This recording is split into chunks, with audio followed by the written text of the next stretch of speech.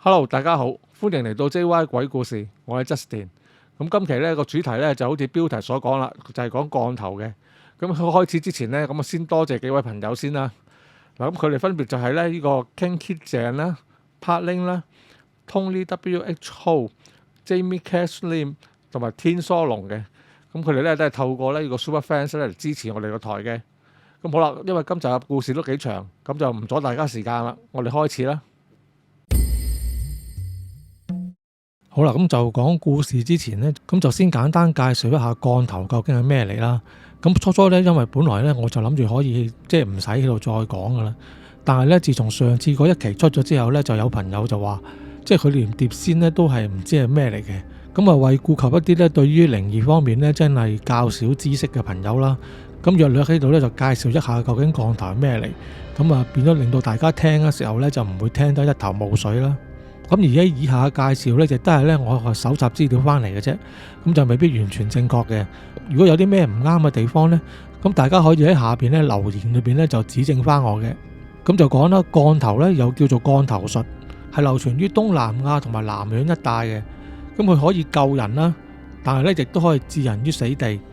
而中降而死嘅人呢，通常表面上都係原本好健康嘅，冇咩特別嘅病徵。但係一中咗降之後呢，就病發呢好快呢，咁就會走咗噶啦。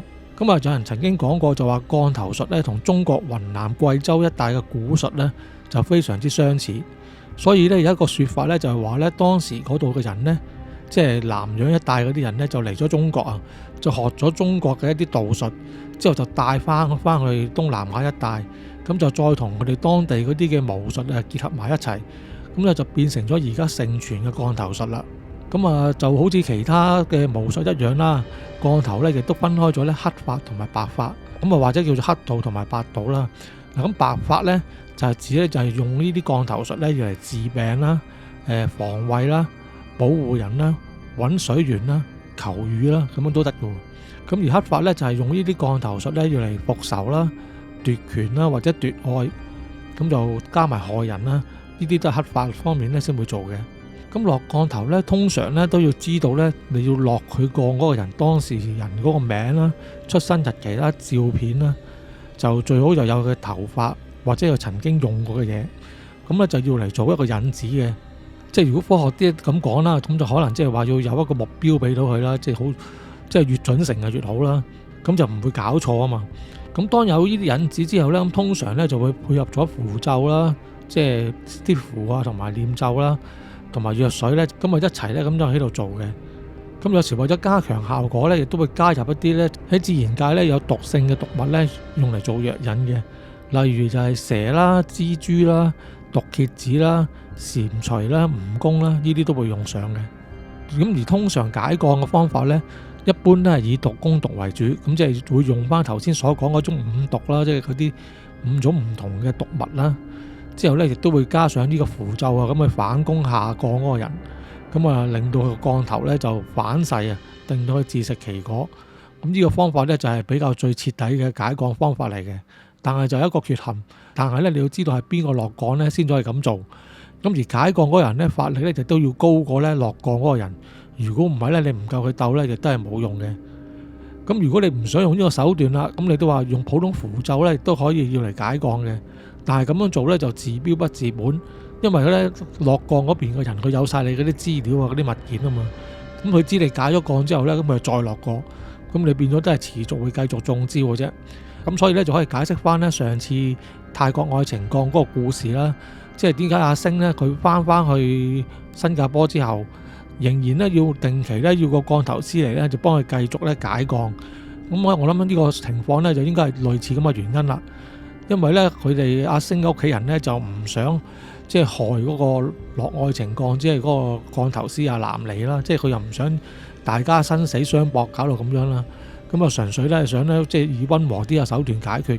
咁所以咧就唯有咧就定期咧就要叫嗰個降頭師咧嚟幫阿星解降啦。咁相信呢度亦都可以解釋到咧之前睇完個故事之後咧有疑問嘅讀者啦。嗱，咁背景資料就講完啦，咁亦都可以講下一啲咧常見嘅降頭啦。嗱，咁首先咧就係呢個飛針降啦。飛針鋼呢個呢，其實我唔記得喺邊度呢，即係應該喺 YouTube 裏邊嘅，但係我唔知喺邊度睇過條片嘅啦。咁通常呢，就係有啲針喺度啦，之後個法師就會喺度念念有詞咁樣念咒啦。當佢念完一輪之後呢，啲針呢就會突然之間好似變魔術咁呢，唰一聲咁啊飛起咗就唔見咗噶啦。咁呢就據聞呢，嗰支針呢咁樣就會穿越呢個時空啊，就去到中鋼者個身體裏邊。咁其實個中鋼嗰個呢，佢仲要呢第一時間呢，佢係唔知道自己俾人即係身體裏邊插咗啲針喺度。咁呢喺呢個係要到呢個施鋼者啊，佢呢再喺度念咒語之後呢，中鋼嗰個人呢先至開始發作，咁個身體呢就會有即係好似俾針吉啦咁啊痛楚啦。咁亦都所以呢，亦都曾經有人見過，就係當啲鋼頭師幫人解鋼嘅時候呢，咁嗰個中鋼嘅人呢會嘔啦。佢竟然呢嘔下呢，即係除咗啲即係黑色嘅液體啊嗰啲物體之外呢，咁其實呢就會連嗰啲針呢都會嘔埋出嚟嘅喎。咁就牛皮鋼啦，牛皮鋼呢個呢，就我自己聽落呢都幾得人驚嘅。咁就係點呢？就係鋼頭師呢，就將一塊呢好大嘅牛皮呢，用呢個咒語定係加上佢即係其他嘅方法呢，就將佢變到好細好細，即係細到我諗大概一粒豆咁細啦。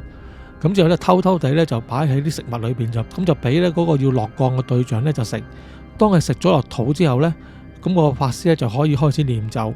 咁個牛皮咧就會隨住佢嘅心意咧就慢慢咧變翻大。咁咧佢通常咧，如果佢真係想對付嗰個人，咁就會即係由得佢持續變大啦。咁就即係變到撐開咗佢個胃，咁就結果就要即係會走咗啦。咁同一時間咧，有時亦都唔會去到咁盡嘅。咁佢係變大少少。等你中咗鋼嘅人咧，知道自己已經中咗啦。咁之後咧，個法師咧可能就會用呢樣嘢咧，就嚟做要挾啊，要你幫佢做事啦。咁跟住咧就係玻璃鋼。咁玻璃鋼咧亦都係一個好特別嘅，即係一個鋼頭嚟嘅。咁啊，屬於飛鋼嗰一種，即係話咧意思就係個鋼頭師咧唔需要直接接觸嗰個落去鋼嗰個人，就已經咧可以咧令到即係落去鋼嗰個目標咧就身體上邊咧有事噶啦。咁中咗呢個玻璃鋼嘅人呢，佢個胃裏邊呢就會出現咗啲玻璃，即係其實係唔知點樣嚟嘅喎。咁但係總之喺個胃裏邊呢就會有啲玻璃，咁啊令到佢咧即係好劇烈咁樣痛啦。通常照 X 光嘅時候呢，都會見到呢，即係成個胃裏邊呢，即係我有啲參考圖你可以睇到，即係成個肚裏邊呢都會有啲玻璃喺度。咁呢一個呢，就其實同飛針鋼有啲類似嘅，咁亦都係一種叫做都幾防不勝防嘅鋼頭啦。咁啊，另外就係愛情鋼啦。咁愛情鋼就通常都係較為現代人最熟悉噶啦。咁就通常喺泰國呢就會多啲。咁通常都係呢會用嚟呢就撮合一啲男女嘅感情啦，或者係一啲男朋友或者老公同呢個女朋友或者妻子就即係覺得意見不合啊，想離婚啊或者分手之類啦。咁你用呢個鋼頭呢就可以呢挽回翻嗰個男方嘅感情啊，或者女方啦。咁就令佢回心轉意咧，咁樣一齊嘅。咁但係愛情鋼除咗可以要嚟撮合之外咧，原來另一個功用咧就係拆散都得嘅。即係話你有兩個人，可能你唔想佢兩個咁好嘅，咁可能係個大婆見個老公揾咗個小三咁樣的話咧，佢亦都可以用呢個方法咧嚟拆散咧佢老公咧同埋嗰個小三咧都可以嘅。咁其中愛情鋼裏邊咧有一種咧咁啊叫屍油鋼，咁啊通常咧就係將啲屍油咧就搽喺你想即係中意嗰個人嘅身上，咁你搽咗落去之後咧，咁佢就會咧對你非常有好感，之後就愛上你咁樣噶啦。咁但係咧呢個咧就見效就好快嘅，但係咧功效時間亦都好短，所以咧就一般就情況就未必成日都啱用。咁啊飛頭鋼啦，飛頭鋼呢個相信大家都好熟悉，如果真係有對呢個靈異有興趣嘅人，應該都聽過唔少噶啦。咁但係因為礙於呢個 YouTube 嘅尺度嘅問題啊，咁我就唔方便呢度講個詳細情況啦。咁其實大家咧上網一揾資料都揾到。咁但係咧，其實我由細到大，即係由最初第一次聽到飛頭鋼到而家嚟計，其實我都有個疑惑嘅，即係個飛頭鋼咧，即係佢又難練啦，練咗之後用起上嚟又有危險啦。咁佢又要吸血喎。咁但係其實你無端端一個人你可以食飯噶嘛，咁你無端端點解要練一種鋼頭，你要走去吸血呢？而呢種鋼頭呢，佢又唔係特別，即係其實我係唔知道佢有咩功用，即係佢個功用究竟喺邊度嚟？即係點解啲人會咁難練呢？同埋本身有個咁大嘅危險性呢，仍然會去練。咁呢一個呢，就真係唔知啦。咁知道個讀者呢，亦都可以喺留言上面呢，可以解答一下呢個疑問啦。咁另外就係鬼鋼。鬼幹呢，就一般人我哋香港叫佢養鬼仔啦，咁即係其實就係即係叫啲鬼仔呢幫你做事，咁啊可以幫你即係查一啲資料啦，迷惑一啲人啦，或者襲擊人呢都可以嘅。但係呢，如果你要用到養鬼仔鬼幹呢個呢，你本身呢個法力一定要好高強嘅。如果唔係呢，你慢慢呢，即係當個鬼仔越嚟越大嘅時候呢，佢嘅能力會越嚟越高噶嘛。咁你控制佢唔住啊，咁到時呢，就即係佢就會遷怒於你嘅，因為你之前一直都係控制住佢啊嘛。咁如果到佢能力大過你嘅時候呢，咁其實就有機會呢，佢會呢，就即係對付翻你轉頭，就會反噬嘅。咁就呢個呢，就係佢一個缺點嚟嘅。咁啊，蠱幹啦，咁蠱幹呢嚟講呢，其實就應該係最容易俾人理解嘅一種幹頭。蠱呢樣嘢係點樣呢？就係呢，有個巫師呢，就將好多唔同嘅毒蟲呢，就混喺一個密封嘅罌裏邊。咁啲蟲喺裏邊呢，咁大家冇嘢餵佢噶嘛，咁啊唯有互相廝殺嚟食咗對方啦。咁到佢哋廝殺完一輪啦，剩翻最深尾生存嗰一隻，即係裏邊就係毒中之毒啦。咁嗰隻蟲呢，就叫做蠱。咁通常幹頭師咧就會將啲蠱咧就會放喺食物裏邊啦，就俾佢想即係落降嘅人咧就俾佢食。咁當個人食咗之後咧就會中降噶啦。咁呢個幹頭嘅潛伏期咧可長可短，短至幾分鐘，長至幾個月咧都有可能嘅。但係一發作嘅時候咧就會搞到咧，因為嗰啲蟲咧會喺個身體裏邊咧繁殖啊，咁啊變咗咧就會到時咧就即係會蠶食佢嘅身體。其實嗰個場面都相當恐怖嘅。咁啊，靈幹啦，靈幹咧其實就係巫師裏邊咧最高等級嘅一種幹頭嚟嘅，據說啦。咁就係啲巫師咧本身用意志力咧就已經可以令咧中降嗰人咧出現種種嘅問題噶啦。咁但係咧靈幹咧就有一個唔好處就係咧，即係以命相搏嘅，即係基本上你如果俾人破咗法之後咧，咁如果呢個幹頭咧就會反噬翻落去嗰個落降嘅幹頭師身上。咁所以呢，咁啊，除非去到即係非不得已嘅情況的話呢，都唔會立亂用呢種幹，即係唔會立亂咁出手嘅。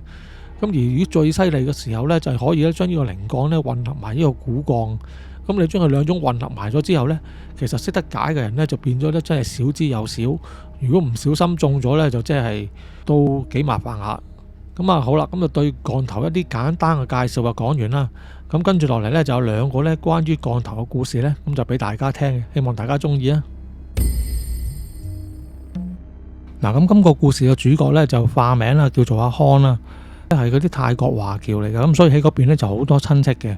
咁之前呢，其實佢就喺嗰邊呢就留喺泰國多嘅，咁就做好似導遊嘅工作。咁後尾早幾年係因為疫情啦，再加上佢本身呢對於個導遊工作呢已經開始有啲厭倦啦。咁所以收尾咧，佢就自我轉型。由於佢喺泰國嗰邊係親戚多啊，咁之前就好多時都會過去啦。咁所以咧，其實佢就識好多嗰啲幹頭師嘅。咁於是乎咧，佢就諗啦，咁不如就試下做專做呢個幹頭師中介嘅生意啦。即係意思就即係專接一啲客啦，即係香港想過泰國度落幹頭的話咧，就可以同佢接洽。咁咧，佢就會咧就帶佢過去俾啲適合嘅幹頭師佢啦。咁基本上佢就會提供一條龍服務噶啦。咁啊，首先呢，佢會喺香港同個客人接觸咗先啦，咁啊睇下個客人有咩要求啦。咁之後，如果佢覺得個客人嘅要求，佢嗰邊嗰啲幹頭師係有能力應付嘅話呢，咁我就會接咗呢個委託嘅工作。咁之後呢，咁佢就會叫嗰個委託人呢，就即係要準備啲咩物件啊，要嚟做法事之用啦。咁之後呢，佢就會陪埋嗰個人呢，就一齊過泰國呢，咁就去揾啲幹頭師做法事噶啦。咁阿康其實手頭上呢，都有一批啲幹頭師嘅名單嘅。不過其實大部分呢都係一啲初級或者中級嘅幹頭師嚟嘅啫，咁啊主要都係做一啲愛情幹啊或者招財幹之類。咁真正嗰啲即係法力好高強嘅法師呢，佢都有一兩個嘅。咁嗰啲呢，平時好少就要用到佢哋嘅，除非有啲客呢突然之間呢就要揾個法力高嘅人幫手解幹啊，先至會揾到嗰啲師傅嘅啫。咁今次要講呢個故事呢，係關於呢阿康呢一個特別啲嘅客人。咁呢個客人呢，就叫做 Peter。咁就咁望落去呢，就30零歲到啦。咁佢就唔肯透露自己就做啲咩行業嘅。咁但係呢，就見佢呢，就即係身光頸靚，全身都係啲名牌啊、戴名錶啊咁樣。咁所以呢，應該都係屬於啲幾揾到錢客嘅人嚟嘅。咁啊，第一次呢，阿康同阿 Peter 見面呢，就喺酒店 cafe 度見㗎啦。咁其實一開始稍為大家約略介紹完之後呢，阿 Peter 已經單刀直入啦，就話其實佢要做兩個愛情幹。一個咧就係幫屋企人做嘅，咁嗰個咧就要做拆散人哋嘅。咁另外呢，就要做一個和合鋼，咁嗰個呢就係佢自己做嘅。佢話錢就唔係問題，最緊要呢就要幫佢揾到個有料嘅法師，要萬無一失，時間呢就越快就越好。咁當阿康了解咗大概嘅情況之後，咁就覺得其實呢啲都係屬於啲簡單嘅法事啦，應該冇問題啦。即係佢識嗰啲師傅呢，就一定應付得嚟噶啦。咁由於佢見阿 Peter 呢就外表都幾光鮮啊，咁呢所以呢，佢就開咗個呢比平時呢較為高嘅價錢俾佢。咁點知聽到之後呢，都二話不說啦，就一口答應咗佢。咁於是乎呢，阿康就收咗阿 Peter 嘅上期啦。咁之後呢，就同 Peter 講呢，就話叫佢準備啲呢要做法事用嘅嘢，就叫佢即係諗辦法即係攞到手。咁例如就係佢要落降嗰人個相啦、生日日期啦、頭髮啦、指甲啦，就或者一啲用過嘅嘢都可以嘅。咁阿 Peter 就同佢講啦，咁咪話明白啦，冇問題，會幫佢準備噶啦。咁阿康就同佢講啦，咁跟住佢就會同嗰邊嘅法師聯絡，睇下邊個最快有期嘅。咁就到咗今晚呢，佢應該就會電話通知 Peter 噶啦。咁之後兩個人呢就傾好咗之後，就喺 cafe 度分開咗啦。咁呢就到咗嗰日嘅夜晚呢，阿康呢就已經揾到個適合嘅法師同埋有期噶啦。咁佢就打咗個電話俾 Peter，咁就話呢，其實3日後呢就可以過去嗰邊揾法師做法事。咁但係呢，佢話呢個時間咁急，你可唔可以攞到即係做法事需要用嘅嘢先？之後Peter 就話。佢話冇問題啊，其實啲嘢一早已經喺我手上邊噶啦，即係其實 Peter 都有做過下功課嘅，即係要揾嗰啲嘢呢，其實原來佢一早呢就已經準備好噶啦。咁之後阿康就話：咁好啦，如果嗰啲冇問題的話，咁我哋就3日後大家即係機場見面出發啦。咁好快之後呢，就3日過去咗啦。咁阿康呢同阿 Peter 呢就喺機場會合，咁兩個人一齊搭飛機過泰國啦。咁到咗泰國之後啦，咁阿康問阿 Peter 啦，使唔使休息一陣先至再去做嘢啊？但係 Peter 嗰個樣呢就好似好心急咁啊，佢就話唔使啦，唔使啦，求其就喺酒店放低咗啲行李之後，我哋就即刻起程啦。咁於是乎阿康就好啦，咁叫咗個的士呢，咁帶住阿 Peter 呢就去到市中心裏邊呢一個較舊嗰啲區域啦。咁之後嗰陣時呢 Peter 就開始問阿康啦，佢話要揾嗰啲法師，唔係要去深山嗰啲地方嘅咩？點解你帶我去啲住宅區嘅？咁之後阿康笑咗一笑講啦，佢話即係又唔係睇戲，唔使去深山嘅。而家好多師傅呢都喺城市裏邊住噶啦。咁收尾個的士呢就喺一個舊區度咁停低咗啦。咁其實嗰度主要啲係啲3層樓高左右嘅平房嘅建築多嘅。咁之後阿康呢就帶住 Peter 呢就去咗其中一間呢2樓呢一個單位度嚟。咁其實呢，當佢兩個呢行上個樓梯嘅時候呢，其實已經聞到呢一陣好濃烈嗰啲即係泰國嗰啲香特有嗰種味道噶啦。咁之後阿康去到呢，就撳下個門鐘啦。咁出嚟應門嘅呢，就係一個呢就50零歲嘅男人，咁着住件白色袍嘅。咁同阿康就合十行咗個禮啦。咁之後阿康同 Peter 就即刻合十行翻個禮俾佢啦。咁之後嗰個白衣嘅男人呢，就示意佢兩個入去啦。咁一入到去呢，就發覺呢其實係一個都尚算整潔嘅住宅單位嚟嘅。咁但係呢，就同一般嘅民居呢，就冇乜分別。咁所以嗰陣時呢，阿 Peter 又有啲疑問啦，之後佢又拉一拉阿康即係衫袖啦，問佢話：喂，點解咁嘅樣嘅？喂，你唔好呃我喎，好似唔係好對路喎。之後阿康呢，就撥開佢嘅手啦，就細細聲同佢講翻啦，佢話放心啦，一陣間你見到知道冇問題噶啦。咁於是乎呢，呢個時候呢，嗰個白色個男人呢已經帶佢哋嚟到一間房嘅門口嗰度，之後呢，佢就推開房門入咗去，之後呢，就叫佢兩個入嚟。咁就當阿康同阿 Peter 兩個人入到房裏邊呢，個男人就即刻熄咗間房燈同埋閂埋度房門。咁個房裏邊呢，本來就漆黑一片嘅，咁就主要呢都係靠呢即係10支8支嗰啲蠟燭呢，即係喺度點着咗之後喺度照明嘅。咁呢，當佢兩個隻眼呢開始適應咗嗰個漆黑嘅環境之後呢，就見到間房呢，其實呢就都擺到呢滿天神佛咁樣嘅。咁就裏邊有好多神像啊咁嘅嘢啦。咁當中又有啲神壇啦，好多啲不知名嘅佛像啦，亦有一啲一啱啱裏邊好似油咁嘅物體，咁就唔知係咪屍油啦。咁而最恐怖嘅呢，就係呢喺壇正中間呢，就有幾個呢好似人嘅骷髏骨頭啊。咁就喺嗰啲陽燭光咁，即係陰陰陽陽嘅映照之下呢，望落去呢都覺得幾恐怖下嘅。咁呢個時候呢 Peter 呢就開始個心就定翻落嚟啦，即係覺得即係應該阿康都冇呃佢嘅，而家終於都叫做似模似樣啦。咁於是乎呢個法師呢就坐翻喺佢自己彈，即係平時要做嘢嗰個位啦。咁之後呢，佢就同阿康呢講咗幾句泰文，叫阿康呢就拎啲嘢俾佢啦。咁之後呢，阿康就拎咗兩份，一個要做拆散，一個要做和合法事嗰兩份嘢，就俾阿師傅啦。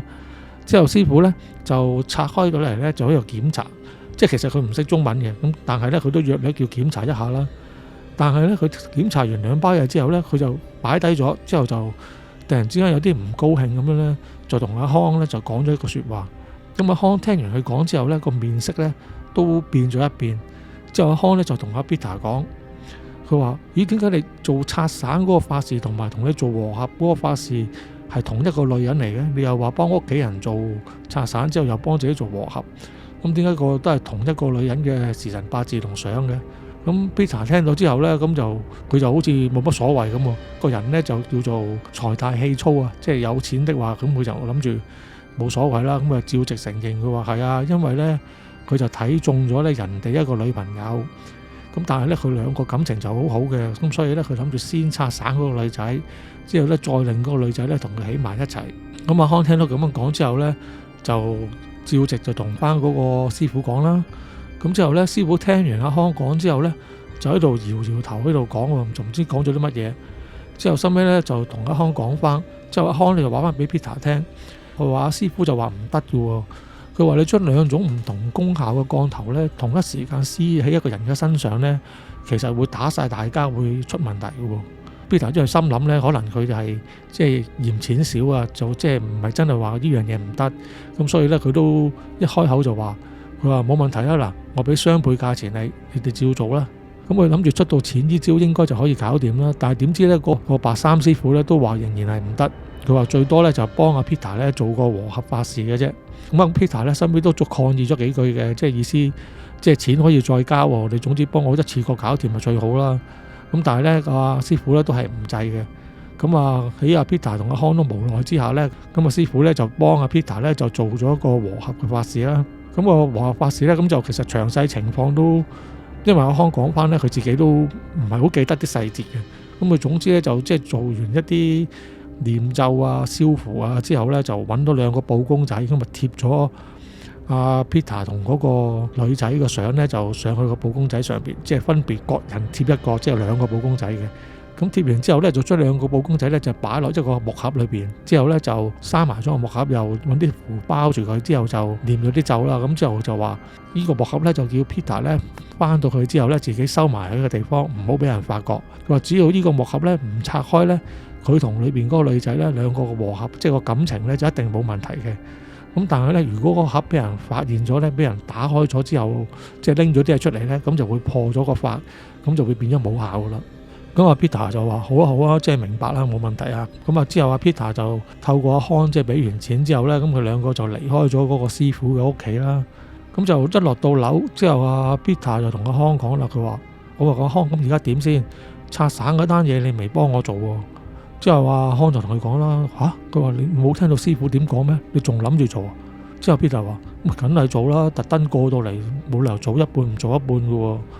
咁之後阿康就話：唔知係咪唔得嘅喎？見師傅咁樣。之後 Peter 就即刻講啦，佢話：唔好多講啦，嗱，我俾2倍錢、3倍錢你。總之你即刻嗱嗱聲幫我揾個師傅咧，做埋拆散嗰個法事。咁啊搞掂完，我哋就即刻翻香港啦。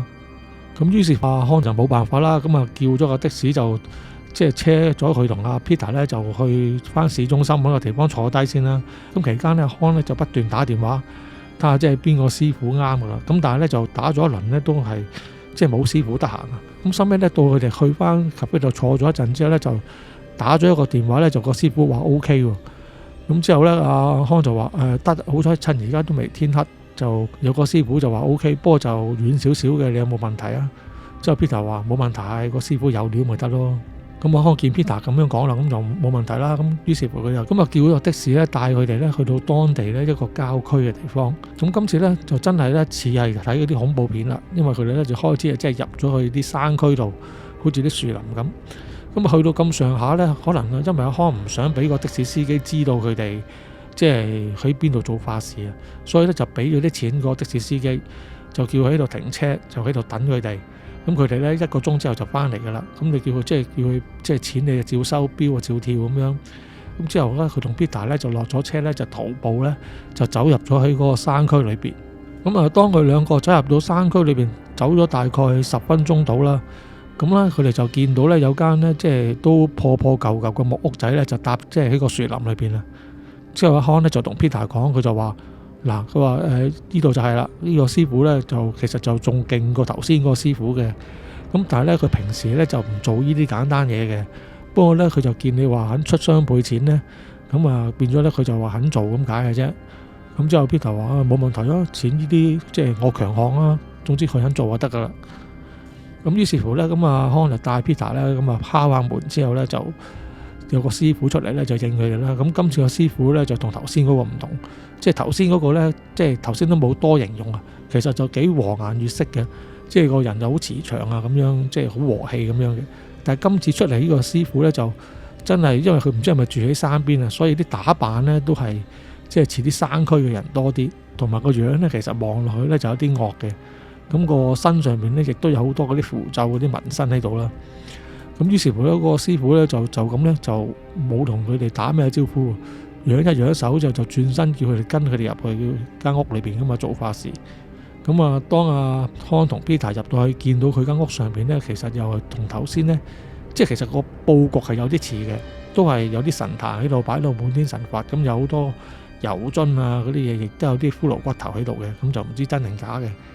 咁你而家木屋嘅牆上面咧，亦都掛咗好多符咧，同埋好多公仔喺度，咁就唔知道佢係要嚟做啲咩法事用噶啦。咁之後因為阿康已經同嗰個師傅電話已經即係講咗大概要做乜嘢噶啦，咁所以咧佢就嗱聲將 Peter 嗰包嘢咧就俾咗嗰個師傅。咁個師傅收咗之後咧就唔同頭先嗰個師傅喎，即係佢冇咁謹慎喎，check 佢都費事 check 啦。佢就純粹咧就拎咗接咗包嘢之後咧就開始做法事。咁咧佢哋就將嗰成包嘢咧就一度念咒一度講啦，咁就將佢哋咧就擺咗喺個罌裏邊。擺完個罌裏邊咧，即係佢就倒咗啲粉落去啊，又唔知倒咗啲咩物體落去個罌裏邊啦。咁之後阿 Peter 細聲就即係將個頭伸埋阿康度講啦，佢話咩嚟㗎？之後阿康就話應該就係啲骨灰粉嚟嘅。咁另外啲液體咧就可能係嗰啲即係啲有毒嗰啲動物嗰啲汁液之類啦。咁啊，但係詳細我都唔識啊。咁之後咧就當佢哋咁樣念下咒嘅時候咧，咁佢就將一支蠟燭咧就直情咧就擺入咗去嗰個罌裏邊。之後嗰個罌裏邊啲嘢咧就燒咗起嚟。咁啊，因為其實佢哋睇唔到個罌裏邊原本有冇啲助燃嘅嘢啊。但係咧，總之就係佢一擺支蠟燭落去咧，突然之間就嘣一聲咧，就好大火。之後就成個火球咁樣，即係細火球咧，就唔係好大咁樣，升一升咁樣燒一燒上嚟，即係成間屋俾佢都閃一閃，好似即係閃咗個閃光燈咁樣。咁之後咧，個法師就喺度念念有詞咁喺度念啦。之後念完之後咧，佢就一手咧就冚埋咗個缸。之後咧就同佢兩個講，即係得啦。之後咧就已經係揮手咧，就叫佢哋走。咁啊，呢個服務態度啊，雖然係冇咁好啊，但係因為阿康就話佢其實都有料到嘅，咁所以咧阿康咧就嗱聲咧就俾咗啲錢咧個師傅之後咧就帶埋 Peter 咧咁啊離開咗啦。咁好彩咧嗰個的士司機咧都仲有等佢哋，咁於是乎咧佢哋就上翻的士咧，之後就翻酒店啦。咁由於都夜啦，咁結果佢哋都喺當地咧就住咗一晚嘅，咁啊第二日咧先至搭飛機咧就翻香港。咁啊當阿 Peter 俾埋啲尾數阿康之後咧，咁啊康就即係覺得即係貨銀兩額啦，咁啊冇同阿 Peter 再有啲咩聯絡啦。咁但係咧佢話收尾咧就大概過咗咧1個月之後啊，佢話有一日咧 Peter 咧突然之間咧就打電話俾阿康，佢就話咧嗰啲法事咧好似有啲問題。咁之後阿康就問啦，有啲咩問題啊？佢話咧就話佢話做完啲法事之後咧係真係有功效嘅。佢話嗰個女仔咧就真係同佢男朋友咧就即係分咗手。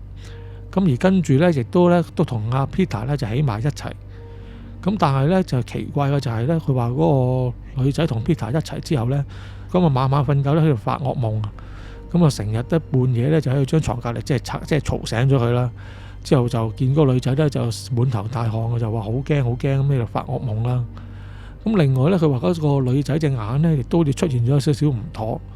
我點解即係阿康都唔知點答好，因為個師傅已經講過，即係其實兩個法事落喺同一個人身上係驚有問題噶嘛。咁但係阿 Peter 又唔理，就照做。即係而家你再打嚟，咁算係想點先？即係究竟係想投訴啊，定係點先？即係你想投訴的話，我都好難幫你嘅喎。即係已經大家有言在先，即係你夾硬要做嘅啫喎。咁但係咧 Peter 咧又好似唔係咁嘅意思喎。之後 Peter 就同佢講啦，佢話其實咧除咗嗰個女仔之外咧，我本身都有啲問題喎。佢話可能我隻腳咧無端端咧就突然之間隻右腳啊就突然之間好痛，唔知咩事。初咧就稍為即係好似扭親咁樣少少嘅啫。但係佢話過咗1-2個禮拜之後咧，而家直情咧即係好似啲人咧風濕關節炎咁啊，直情咧行路咧都有啲問題啊，即係好似即係趌下咧行唔係幾行到路咁。佢話即係呢啲會唔會係啲發燒啲副作用嚟啊？之後阿康就話咁都可能係嘅。咁之後 Peter 收尾就話啦，佢話不如咁啦，聽日我哋出嚟見個面咧就傾下啦。之後咁啊康就諗住呢啲嘢即係卸得就卸啦，因為其實件事已經做完咗啦嘛。咁佢就話其實我都唔係好幫到你嘅啫喎，你同我講。之後 Peter 話我唔係想投訴你攞翻啲錢，因為咧我而家見咁樣咧，可能啲發燒有啲問題，我諗住再俾錢你咧就去揾師傅，就睇下咧可唔可以解咗啲鋼佢，等我哋咧就變翻正常。咁就阿康見到阿 Peter 咁講就原來再有生意做，咁就 OK 啦。於是乎第二日咧就約翻喺佢哋第一次見面嗰個咖啡度繼續傾啦。咁去到兩個人都見到面啦，第二日咁阿康咧就見到 Peter 嚟嘅時候咧就真係趌下隻腳咧，仲要用埋個拐杖，咁啊都幾狼狽啊。咁之後佢坐低之後咧就同阿康講啦，佢就話嗱，你都見到啦，而家就變咗咁啦，我都唔知發生咩事。咁之後阿 Peter 拎咗個手機出嚟啦，就俾張相阿康睇啊，就係咧嗰張相咧就係佢個女朋友個樣啊。咁原來咧佢話佢女朋友即係其實都幾靚嘅，但係咧佢而家咧就有少少問題。佢話咧佢其中一啲眼嘅肌肉咧突然之間咧就唔知係抽筋啦定係點樣，就即係收縮咗。咁變到咧佢隻眼咧一隻眼就正常啦，另一隻眼咧就斜向咧就喺眼角一邊咁樣不停都係去斜咗去嗰邊，好似定咗咁樣，即係呢啲叫咩咧？即係又唔係鬥雞眼，都唔知點講，即係好似斜視啊，係好似斜視咁樣啊，隻眼就變咗咁樣啦。佢話原本唔係咁噶，原本佢隻眼好正常噶，但係一做完法事翻嚟同佢一齊冇耐咧，即係佢隻眼咧就突然之間變咗斜視啦。之後阿康就話啦，佢話嗱，我而家就唔係即刻答到你，我都要翻去打電話將個情況約你同啲法師傾下先。咁啊，睇下佢哋話即係可唔可以解鋼，解完鋼之後係咪真係就可以回復正常先。咁之後阿 Peter 話啲其實因為佢已經冇晒辦法㗎啦，咁除咗呢一個辦法之外，佢都冇第二個出路㗎啦。咁啊好啦，咁啊應承咗阿康啦。之後收尾就大家就離開咗，就咁啊等阿康再即係聯絡佢嘅電話啦。咁啊收尾阿康咧就打電話問完啲師傅之後咧就答翻 Peter 啦。佢就話嗱，解鋼可以照做。但係咧，因為咧，其實你就係嗰個落鋼者啊！佢而家啲師傅咧就懷疑咧，因為有兩個唔同嘅師傅落咗啲相反功效嘅作用咧，喺一個人嘅身上啊！咁可能啲鋼頭本身唔知道咧，就打晒大交咁啊，亂晒龍。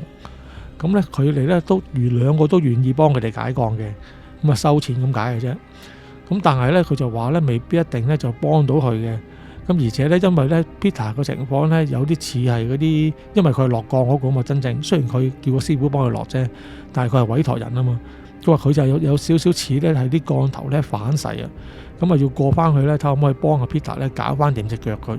咁佢兩個就因為冇咩要準備啦今次，所以咧就即刻第二日咧就一齊咧就飛咗過泰國。咁啊結果咧阿康咧就帶住 Peter 咧就拜訪晒兩個師傅，咁兩個師傅咧亦都咧做咗一啲咧解鋼嘅法事噶啦。咁兩個不約而同咧都話已經完成咗冇問題噶啦。咁之後咧阿 Peter 隻腳咧，但係初咧就冇乜好轉喎。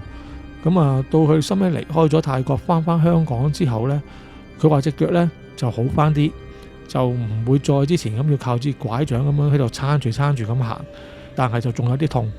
咁變咗咧就好似趌下咁樣行到。咁收尾阿康收完錢之後就送走咗 Peter 啦。咁啊自此咧亦都冇再聯絡過 Peter 啦。咁所以咧 Peter 收尾隻腳究竟有冇好翻啦，同埋佢嗰個女朋友隻眼有冇好翻啦，咁就都不得而知啦。好啦，咁跟住落嚟呢個故事呢，就係由阿 Jason 提供嘅。咁不謀而合呢，又係講關於鋼頭嘅。咁呢個呢，就係阿 Jason 個朋友嘅外公話俾佢聽。咁佢外公咧係個泰國人嚟嘅，後生嗰陣時咧就曾經咧幫一個泰國嘅富商咧就做司機。咁呢一個咧就係喺佢做司機呢段期間咧親眼見到發生嘅事嚟嘅。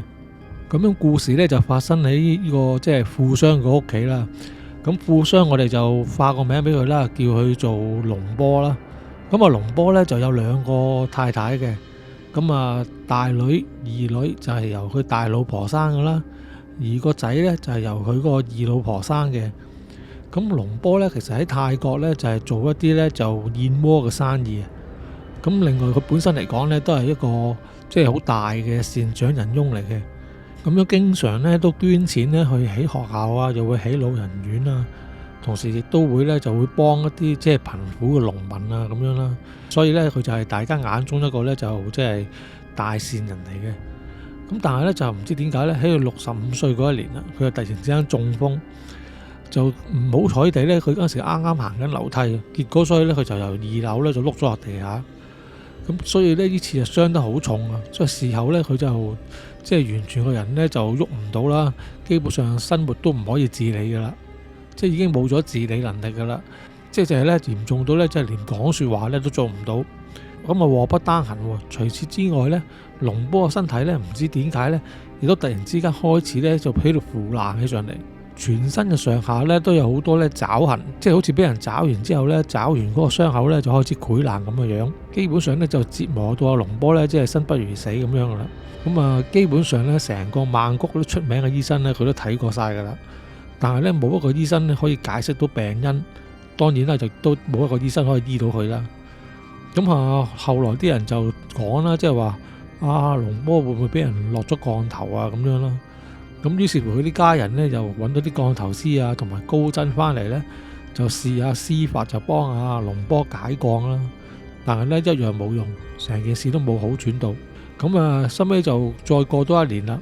咁啊，龍波已經即係喺病床度喐唔到啊嘛，基本上就瘦到好似皮包骨咁樣啦。咁而且咧嗰啲腐爛情況繼續，身體上邊咧基本上就冇塊好肉噶啦。咁佢都只不過咧即係吊住一口氣咧，每日都喺度咧都係受罪嘅啫。咁話說有一日咧，就有一個咧50-60歲滿頭白髮嘅老人家咧，就話嚟想見下龍波。佢就話咧，佢喺後生嗰陣時咧，同佢一齊咧就去採燕窩嘅嗰啲同事嚟嘅，即係想見一見阿龍波啦。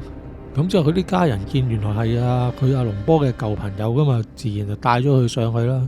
咁結果個老人家咧就企咗喺阿龍波張床隔離啦，就望住龍波，咁啊皺晒眉頭咁樣啦。呢個時候咧，龍波咧見到嗰個老人家咧都好激動啊！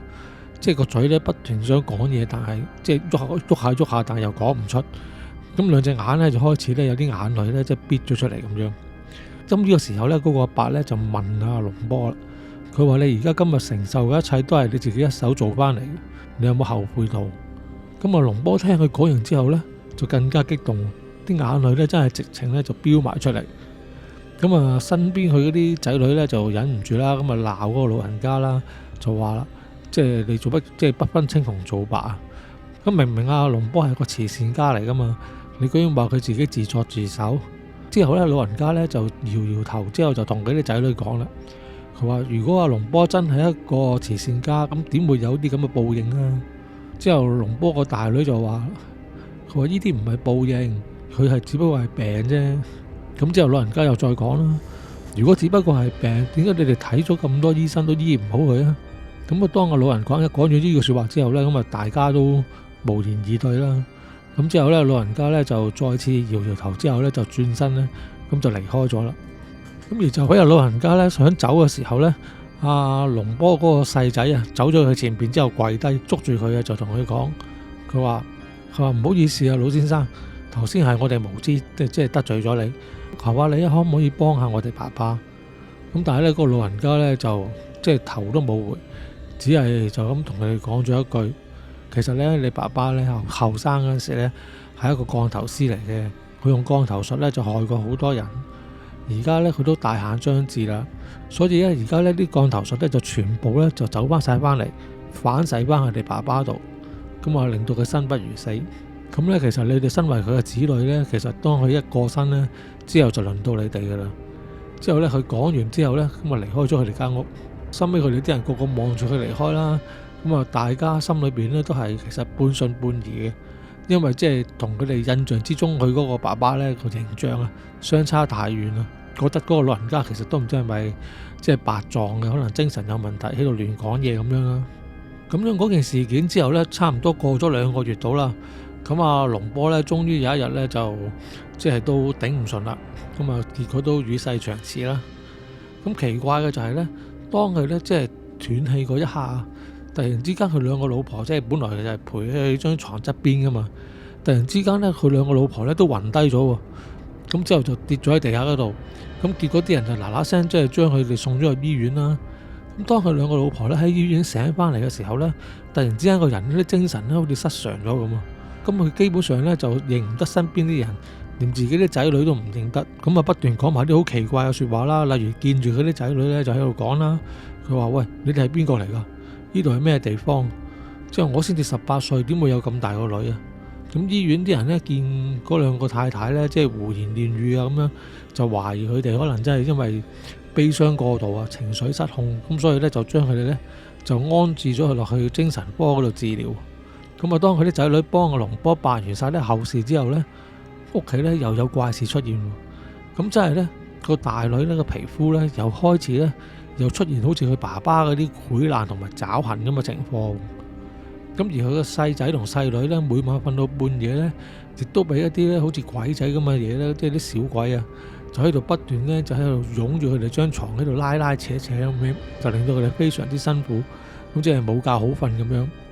咁由於佢屋企裏邊咧不停都發生呢類型嘅怪事啊，結果啲工人咧就全部都嚇到走晒，最後咧就係剩翻嗰個司機咧肯照顧佢哋嘅啫。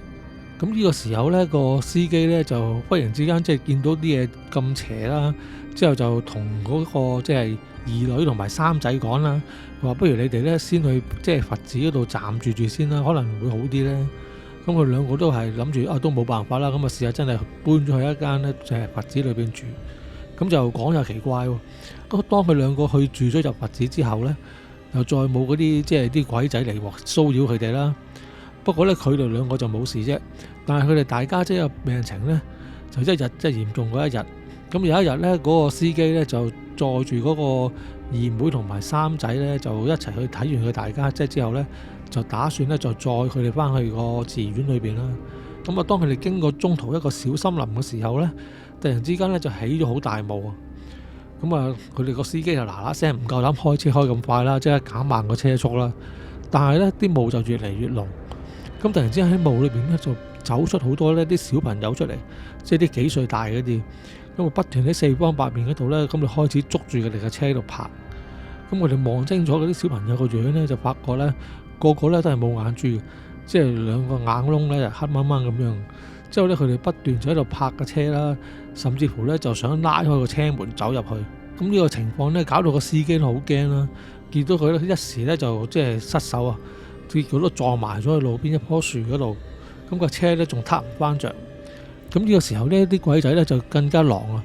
咁啊直情咧就已經直情擒埋上佢哋嘅車頂度，即係佢停咗個車啊嘛。咁啊直情包圍晒佢嘅車，即係佢哋幾個人咧喺車裏邊咧已經係非常之驚，都唔知點算好噶啦。但係咧喺呢個時候咧，佢哋見到咧喺佢哋嘅車嘅前方冇遠處咧，就有個人影咧拎住一個火把咧就行向佢哋。咁佢一度行咧，就喺一度將有啲粉末咁嘅嘢咧，就灑落個火把度。咁當啲粉末咧一灑落個火把度之後咧，就噗一聲就起咗一個咧好大嘅火球。咁而嗰啲火焰咧係藍色嘅。咁嗰啲鬼仔見到之後咧就好驚。當嗰個人咧就殺咗幾次呢啲火球出嚟之後咧，啲鬼仔咧基本上咧已經全部散翻晒入去霧裏邊，咁啊再見唔到。咁而呢個拎住火把嘅男人咧，就終於咧就行到佢哋嗰個車前邊啦。咁佢跟住咧就同嗰個司機講，佢話：你撻翻着架車啦，你跟住我後邊行啦。之後嗰個人咧仲係繼續咧不停咧將啲粉末咧就耐唔中就掟落個火把度，咁佢就係噴咗啲藍色嘅火球出嚟，咁啊幫佢開路啦。咁於是乎咧個司機就揸住架車咧，慢慢就跟住嗰個人嘅後邊啦。咁啊過咗一陣間之後咧，就終於走出咗個森林啦。咁啊，當佢哋走出咗個森林之後咧，就停低架車，就個個走落車咧，就即係同嗰個人即係道謝啦，想咁之後咧，嗰個拎住火把嘅人咧，呢個時候佢哋先睇得佢清楚，原來咧就係滿頭白髮，就係當日咧嚟探佢哋爸爸咧嗰個人嚟嘅。咁呢個時候咧，佢哋先認得係佢。咁佢就同大家講啦，佢話而家都唔好講咁多住，我哋一齊翻到佛寺裏邊先至再講啦。咁於是乎咧，大家咧就翻到佛寺啦。咁之後就當佢哋安頓落嚟之後咧，就個老人家咧就開始講啦。咁佢話咧，佢原來咧係佢後生嘅時候咧，就同阿龍波啊都係一齊咧學呢個降頭術嘅。咁但係咧，因為龍波嘅人咧就急功近利啊，咁啊專用啲降頭術咧就喺度害人咧就揾錢啦。咁啊，後尾因為佢哋大家道不同啊，不相為謀啊，咁啊從此咧就分道揚鑣。咁啊嗰個白髮嗰個老人家就同佢哋講啦，佢話咧，因為你哋個爸爸咧年輕嗰時用降頭術害死過太多人啦，所以咧當佢死嘅時候咧都仲係要受咁多苦啊。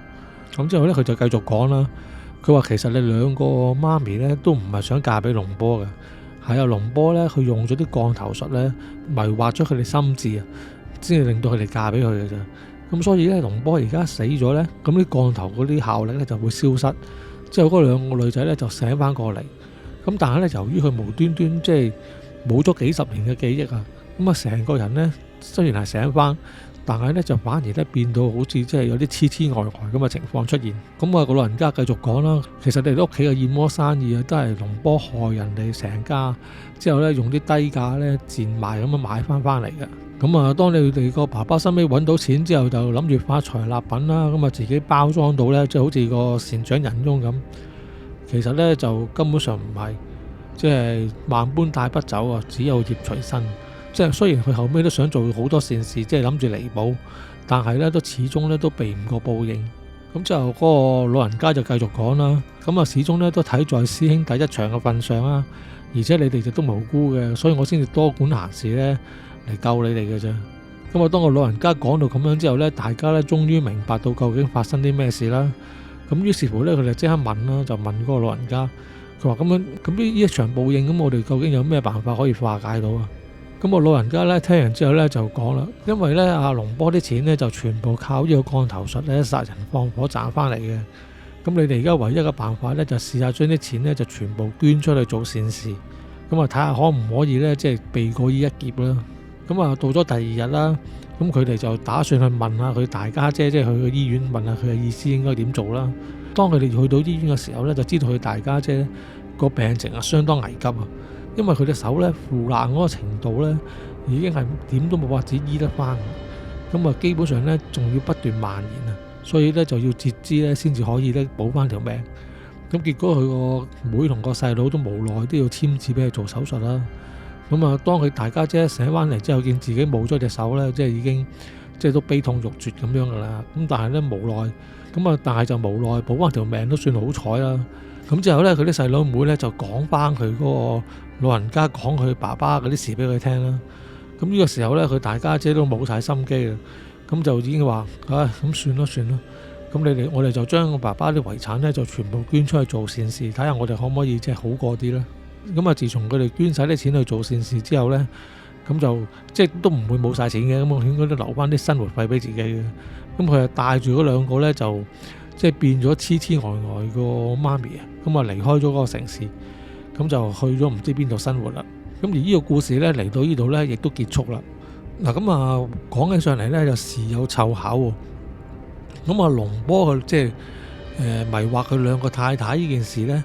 其實我細個咧都略有聽聞過類似啲咁嘅情況嘅。嗱，咁就大家就唔好嫌長起啦，故事太長啦。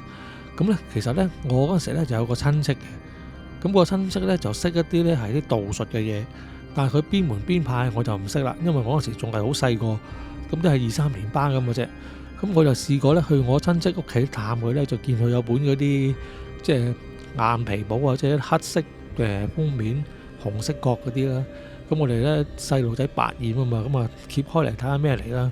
咁點知裏邊咧就畫咗好多咧啲符啊，同埋啲筆記嗰啲嚟。收尾嗰個親戚一見到咧，就叫我哋小朋友唔好搞嗰啲啦。咁啊冚翻埋嗰本筆記簿。咁咧原來佢就係佢學嗰啲道術咧，寫低嗰啲筆記嚟。咁就試過有一次咧，咁啊成班人即係食飯期間啦，咁佢又講翻佢師傅喎。咁啊話咧，原來佢師傅咧就有個老婆嘅。但係個老婆咧，原來就係即係好靚啊，好後生嗰啲嚟。但係其實咧就唔係中意佢即係拍拖咁樣娶翻嚟嘅，而係佢師傅咧用咗嗰啲道術咧就迷惑咗嗰個女仔心智，咁啊令到佢咧就去咗佢屋企咧做佢老婆。咁但係咧就有一個禁忌嘅，即係或者係一個咩咧規條啦，就係佢一定咧唔可以俾佢老婆咧行出去間屋外邊嘅。佢如果佢老婆咧行出去間屋外邊咧，佢就會醒翻，咁就會離開個師傅噶啦。所以我細細個咧亦都聽過一個咧，即係類似咁嘅故事，就係話即係用一啲法術啊或者巫術之類啦，嚟迷惑啲女仔咧就成為老婆啦。咁呢件事咧我都叫做即係間接地啊親耳都聽過啦。咁樣講下講下又醒翻起啦。咁嗰個親戚佢嗰啲道術咧就唔係真係你又唔可以話佢真係唔得嘅。即係譬如佢師傅又有啲咁犀利，可以即係迷惑咗人哋啦。而我細個嘅時候咧，就因為隻眼啊，就成日都唔知係敏感啊定係咩咧，咁啊好痕，咁啊成日都捽啦，咁啊捽到痕晒啦。咁啲醫生定係唔知邊個講咧，就話係嗰啲叫沙眼嘅眼嚟啦。咁之後咧，我嗰個親戚咧，佢就唔知點樣咧，就喺揾咗一碗水。之後咧就寫咗度，我唔記得佢係用劍指啊，定係真係燒咗道符啦。咁我淨係知即係整咗一道飛沙符，即係嗰個術叫做即係飛沙符之類嘅嘢啦。咁啊整咗落杯水度，之後咧就攞嗰杯水咧就同我抹眼。講又奇怪喎，抹咗之後咧，我就真係再冇咗嗰個眼痕嗰樣嘢喎。即係足足咧，即係過咗幾十年咧，隻眼咧都再冇出現過嗰個情況。咁所以咧，你話其實嗰啲道法嘅嘢有定冇呢？咁所以我個人都其實有時都幾相信係有嘅。咁當然啦，如果既然呢啲道術係有的話呢，就希望即係識嘅人呢，就大家都即係向好嘅方面去諗，就做啲善事啦。咁啊，唔好做啲壞事啦。嗱，好啦，咁今次嘅故事咧就嚟到呢度。如果大家中意呢條片嘅呢，記得呢就係點讚啦、留言啦，同埋分享俾你嘅朋友。如果未訂閱我哋嘅觀眾咧，就快啲訂閱啦。咁最好就撳埋側邊個鐘仔。咁當我哋有新片嘅時候咧，YouTube 就會通知你噶啦。而如果你想支持我哋本台嘅發展咧，亦都可以透過呢個 Super Fans 功能咧去支持我哋嘅。咁好啦，咁今次傾咁多先，下次我哋再傾過啦。拜拜。